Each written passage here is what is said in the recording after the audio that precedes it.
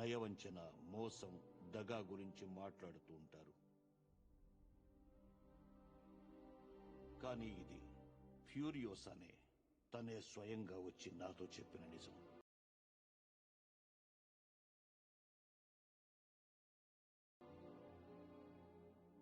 Citadel లోతుల్లో hydroponic తోటలో ఎత్తైన ప్రదేశంలో మరెక్కడా లేనటువంటి ఒక చెట్టుంది.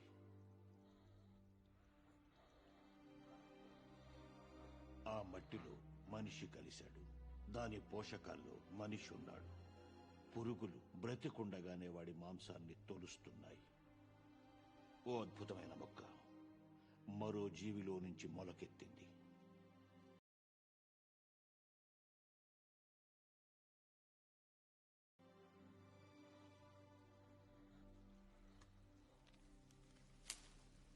ఇది మన మొదటి పండు, కానీ ఇది నీకు నాకు కాదు.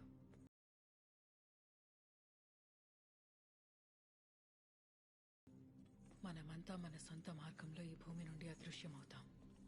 ఇంకా ఆపై బహుశా కొన్ని అవినీతి లేని జీవితాలు దాని